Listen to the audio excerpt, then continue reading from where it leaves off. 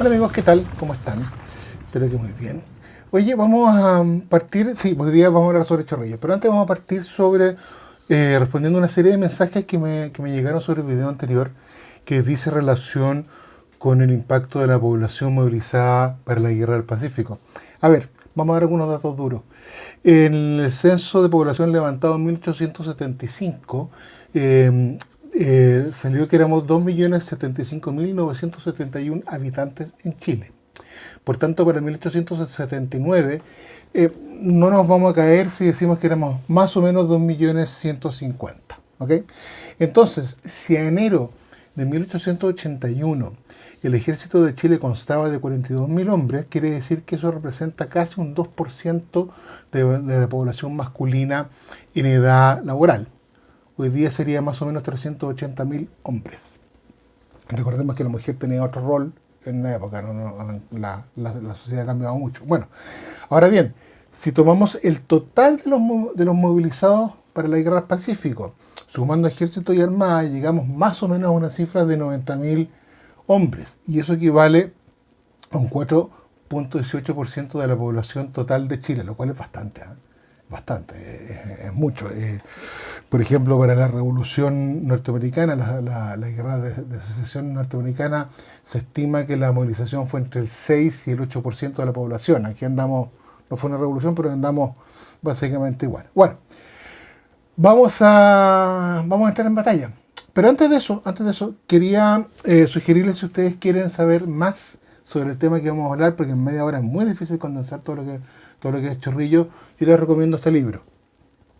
Se llama Las batallas por Lima, es mío. Y si ustedes lo compran en www.legatum.cl y ponen ahí donde va a salir cupón de descuento, ponen la palabra Chorrillos, se les va a hacer un excelente descuento para la compra, y además tiene la gracia que el libro se los voy a firmar. Así que nada, cuando quieran ustedes ponen ahí www.legatum.cl, buscan el libro Las batallas por Lima y seguimos con el proceso adelante. Bueno, entremos en materia. El general Baquedano le había pedido a la Armada que efectuara una serie de reconocimientos marítimos para ver dónde era el mejor lugar para poder desembarcar una gran fuerza como la que íbamos a llevar hasta las puertas de Lima.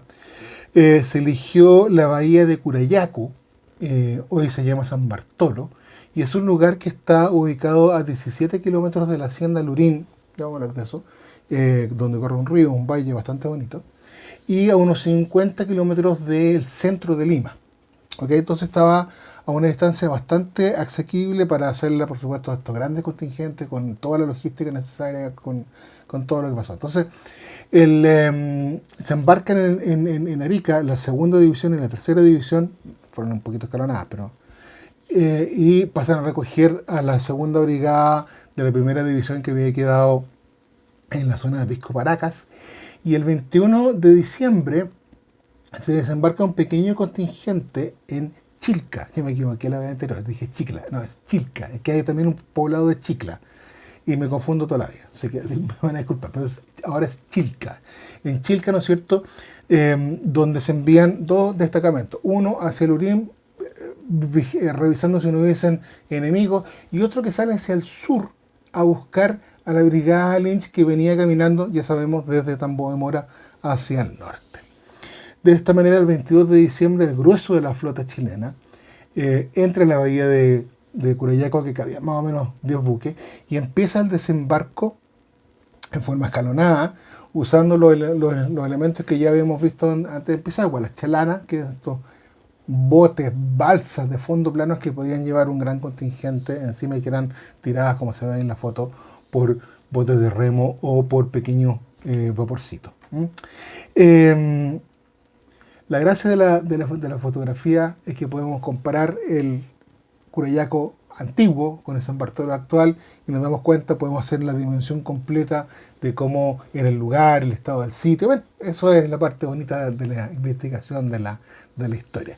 Bueno, como fuera, perdón, como fuera, el cuartel general chileno desembarca, nadie los molestó, no hubo ninguna fuerza peruana que se opusiera al desembarco, sino que incluso el general Cáceres dice que ahí se cometió un error, y el cuartel general, como les decía, queda en la hacienda del Lurín.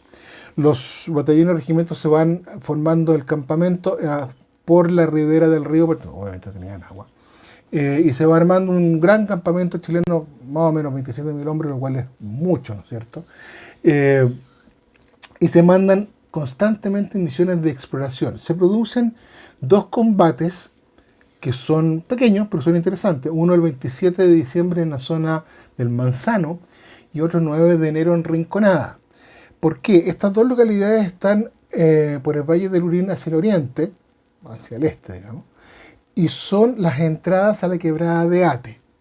¿Por qué se exploró esa entrada a la quebrada de Ate? Porque el ministro Vergara tenía la idea de que se podía enviar una división completa por la quebrada de Ate que desemboca en el sector de La Molina, justo atrás de la defensa peruana, atrás de las defensas de Miraflores, y de esa manera encerrar a los peruanos entre dos fuegos.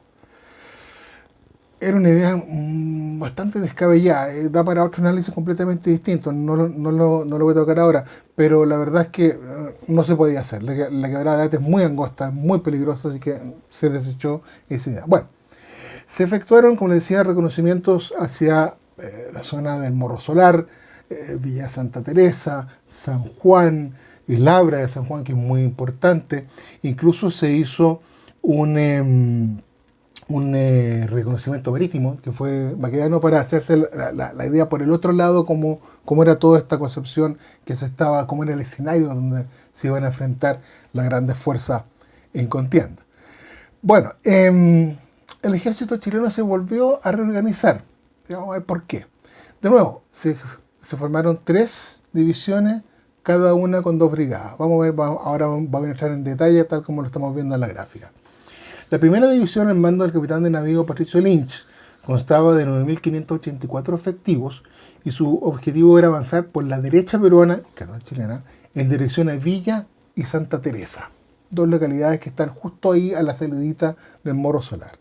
La segunda división, al mando del general Emilio Sotomayor, tenía 7.083 soldados y debía romper por el centro de la defensa, por el sector de San Juan, por la famosa Abra de San Juan, que son como las Termópilas, digamos. Y esa era una labor súper importante. Mientras Lynch avanzaba por el lado izquierdo chileno, Sotomayor tenía que empujar al mismo tiempo hacia el centro. Y por último, y la tercera división, al mando del coronel Pedro Lagos, contaba con 6.380 efectivos, y su objetivo era atacar los cerros de Pamplona, los que estaban más a la izquierda peruana, más a la derecha chilena, impidiendo que las reservas peruanas lograran reforzar el sector central, ¿no es cierto?, por donde se iba a hacer el esfuerzo principal del ataque chileno. Por último, y aquí viene un cambio, por último se generó una reserva, una división reserva, como ustedes quieran ponerle, bajo el mando del coronel Aristides Martínez, con 3.122 hombres. La verdad es que la reserva siempre queda bajo el mando directo del comandante en jefe, así que ahí hay que tener, nominalmente estaba Martínez, pero el que mandaba la reserva cuando él estimase conveniente era el general Baquedano. ¿Okay?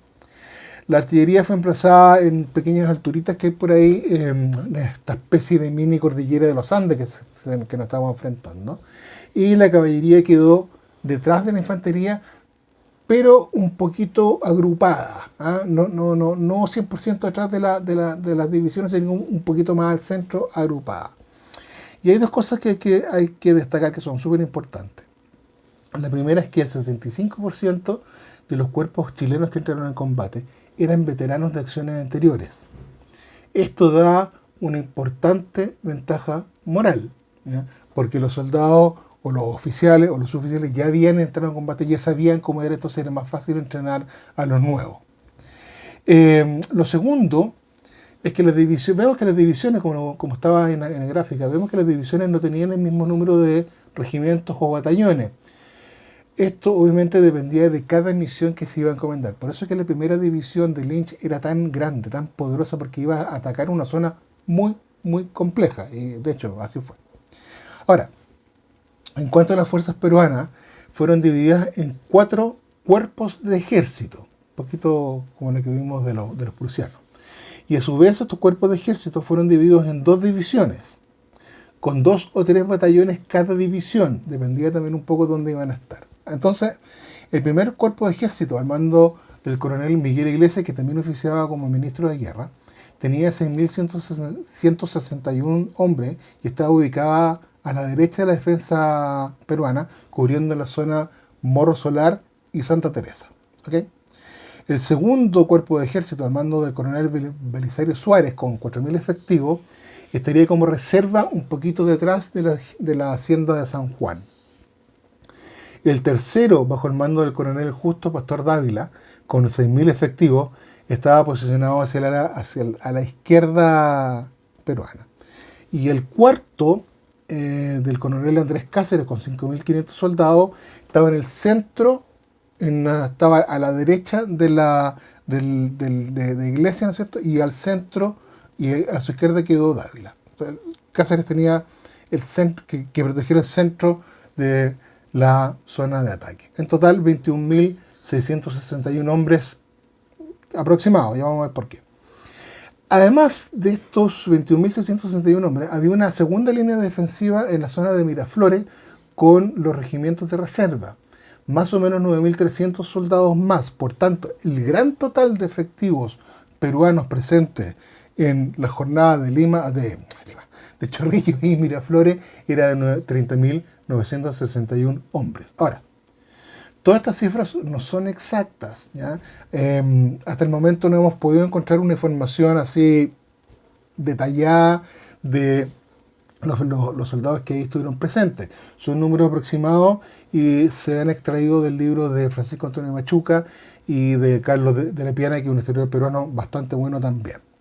Bueno, como sea, en la tarde del 12 de enero de 1881, las fuerzas chilenas empiezan a abandonar el campamento de Lurín, toman 3 caminos distintos, uno más por la playa, otro por el centro y otro que se va por la derecha, que la tercera división se va por un camino un poquito más pedregoso. Y a partir de las 6 de la tarde empiezan a salir para ir tomando sus posiciones para la gran batalla que se avecinaba al día siguiente. Ahora, para mí, Chorrillos o San Juan es la batalla más grande de la historia de Sudamérica, donde más de 50.000 hombres se enfrentaron. Sí, ya sé, algunos ya me van a decir que es la batalla de Tuyutí, durante la guerra contra la Triple Alianza, que fue más grande el número de hombres. Sí, correcto, pero súper discutible porque hay también un número de cañones, hay desplazamientos y varias cosas. Así que podríamos discutirlo, pero yo pienso, en mi opinión, que la batalla de Chorrillos de San Juan es la más grande de la historia sudamericana. Bueno, pasadas las 4 de la mañana, cuando ya en las primeras luces del alba empiezan a salir por la cordillera, incluso cuando todavía estaba esta neblina perenne que hay en las mañanas en Lima, los peruanos descubrieron a la división Lynch que iba en avance. Y rápidamente hicieron fuego de artillería y de fusilería, como obvio. Lynch, toda su división se despliega, entra en combate, pero tiene que sostenerse solo, porque por alguna razón que todavía nadie me lo puede explicar y es bastante inexplicable, la segunda división, que debía apoyar por el lado derecho de Lynch, llegó tarde. Llegó como 1 hora más tarde. Por tanto, Lynch estuvo solo prácticamente batiéndose contra las fuerzas de Iglesias y contra parte de las fuerzas de Cáceres que le tenía frente. Como Baquedano notó que el momento estaba bastante crítico, ordenó a la reserva apoyar a la división Lynch, que partieron rápidamente a su ayuda, y una parte de la brigada Gana, perteneciente a la segunda división, que venía entrando, también apoyó a la división Lynch. Bueno, con esto se reafirma el ataque y pronto las fuerzas peruanas de Iglesias, que estaban en el sector más abajo de la defensa, fueron expulsadas de sus reductos y se replegaron hacia arriba, hacia Morro Solar. Mientras tanto, la segunda división, que ya había entrado en combate en pleno, digamos, ataca a las fuerzas de Cáceres en el centro, en la entrada de la parte de San Juan, de la hacienda de San Juan, porque se buscaba romper la resistencia ahí para poder entrar por esta famosa Abra de San Juan, que en el fondo es un pasadizo, ¿no?, por donde se podía pasar. La resistencia peruana fue formidable. O sea, aquí no hay nada que decir, la resistencia peruana fue realmente buenísima. Y de esta manera vemos que en esa zona, a esa hora, el regimiento Esmeralda y el Chillán, junto con Neuquén un poquito más atrás, avanzan hacia la zona defensiva de San Juan, hacia la barra de San Juan, hacia toda esa parte. Eh, el Esmeralda con el Chillán logran afianzar los flancos, ¿no es cierto? Mientras el Buin seguía avanzando para intentar abrir esta puerta, si ustedes quieren.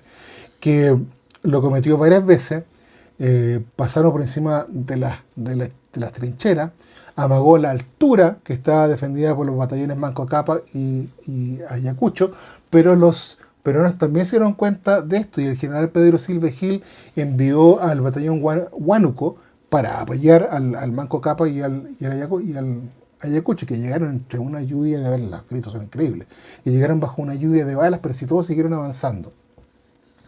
Sin embargo, a pesar de todo esto, el sargento del Buin, muy divertida esta historia, Daniel Rebollido, alcanzó la cima y clavó una bandera chilena, dando la sensación, esto ya fue conquistado, ahora ya podemos pasar por acá. Pero esta acción le valió pasar automáticamente al grado de capitán. ¿Por qué? Porque el ministro Vergara había prometido aquel grado al primer soldado o su oficial que llegase y clavase una bandera chilena en las defensas peruanas, automáticamente le iba a dar el grado de capitán. Y Daniel Rebolledo, sargento del regimiento Buin, del glorioso regimiento Buin primero de línea, logró esa acción y fue capitán. Por algo se le llama hoy día sargento capitán. Bueno, estamos hablando del ataque por la izquierda chilena al centro chileno. Y la tercera división al mando de Lagos también había entrado en combate. Había avanzado con muy poca resistencia por el flanco derecho chileno, enfrentándose a las fuerzas de Dávila, pero las fuerzas de Dávila se fueron retirando paulatinamente hacia la línea de Miraflores y Lagos hizo una reconversión, hizo un giro sobre su izquierda para apoyar las fuerzas que estaban combatiendo junto con Sotomayor. ¿Okay? Sí, aquí los regimientos y los batallones que tan organizadamente vimos antes se empiezan a mezclar unos con otros. El cuerpo de ejército, al final, el cuerpo de ejército de Dávila se quebra y retrocede, ¿no es cierto?, hacia Miraflores, pero lo importante es que dejan una brecha. La importancia de esta retirada es que dejan una brecha muy grande y Baquedano lanza la caballería a galope tendido para perseguir a los que se estaban retirando. Y así parten los regimientos granaderos a caballo de Llávar y los carabineros de Yungay de Manuel Bulnes, que pasaron por el Abra. Hay un cuadro bonito que estamos viendo, ¿no es cierto? Pasan por el Abra, se abren en escuadrón, ¿no es cierto? Y a galope atacan a los que se estaban retirando. Pero en esto, el caballo de José Tomás Llávar pisa una mina, la explota, el caballo se encabrita, Llávar se cae para atrás, se cae al suelo y el caballo se desboca y sale corriendo. Y Tomás Llávar empieza a azotar su cabeza en el suelo y al final fallece por esa acción. Fue uno de los oficiales de más alto rango que muere en aquella jornada. Bueno, eso estaba pasando por el centro franco derecho. Por el flanco centro izquierda, la zona de Morro Solar, donde estaba la gran núcleo, hasta el esfuerzo principal de la batalla, las tropas de Iglesias y de Cáceres que se habían juntado, subieron y se juntaron y se hicieron fuertes en las partes más altas de Morro Solar. Mientras tanto, el segundo de línea, el Colchagua, el Tacna, el Atacama y el Chacabuco y el cuarto de línea avanzaban hacia la cumbre, mientras en la cumbre se estaban defendiendo. Ahora, el problema es que en la cumbre, muy cerca de ella, estaba la famosa batería Mártir Olaya, comandada por el coronel Arnaldo Panizo, que, digámoslo en simple, en forma fogosa, detuvo el ataque chileno. Pues y más aún que la artillería chilena en ese minuto se había quedado sin munición, tenían que ser reabastecidos, por tanto no pudieron contestar los fuegos que le estaban haciendo desde la batería Mártir Olaya.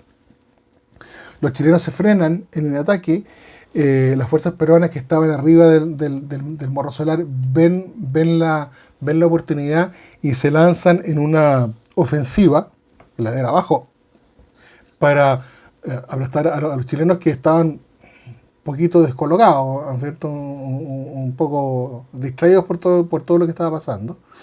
Eh, Hay un choque muy fuerte, los chilenos retroceden un poco, Baquedano se da cuenta de esta situación y de nuevo llama a la reserva para que entre a reforzar este ataque junto con la brigada de Barceló. La brigada de Barceló era de la tercera división.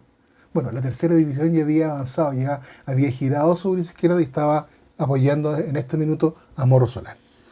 Bueno, con toda esta nueva situación se logra equilibrar esta contraofensiva peruana y vuelve, ¿no es cierto?, al ataque, más encima apoyado por el batallón Bulnes y el batallón Valdivia, que atacaron por un costado, ¿no es cierto?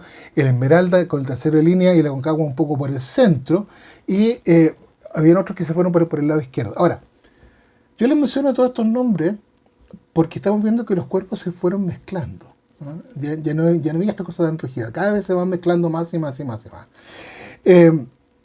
Los defensores que estaban arriba en el Morro Solar vieron que ya la cosa estaba muy complicada, se le venían muchos chilenos encima y bajaron hacia el balneario de Chorrillo. Y ahí se armó un combate de localidad, se llama técnicamente, pero fue un combate en ciudad.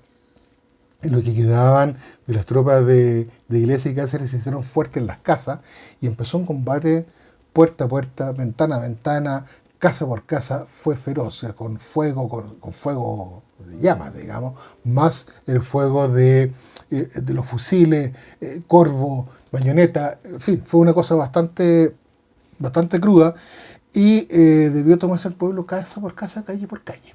Y eso fue largo.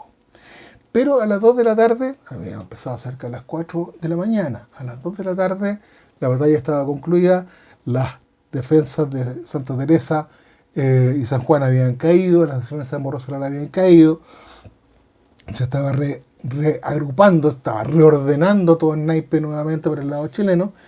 El problema es que de todos estos grupos, de todos estos batallones y regimientos se desprendieron varios grupos de soldados que entraron al balneario, que era de casas muy bonitas, muy grandes, palacetes se llamaban, o ranchos, muy abastecidos con alcohol, y se armó la batahola gigantesca. Hay un desenfreno de todo tipo, con violaciones, saqueos, abusos, robo, destrucción, así porque sí, es de todo tipo. Y eso hay que reconocerlo porque sucedió, ¿ya? Inútiles fueron los esfuerzos de algunos oficiales chilenos para frenar esta cuestión, y que incluso el teniente coronel Baldomero Dural Almeida, hermano de Diego, fue baleado por algún soldado chileno, recibió una bala chilena que le provocó la muerte un par de semanas después. Así de duro fue el tema.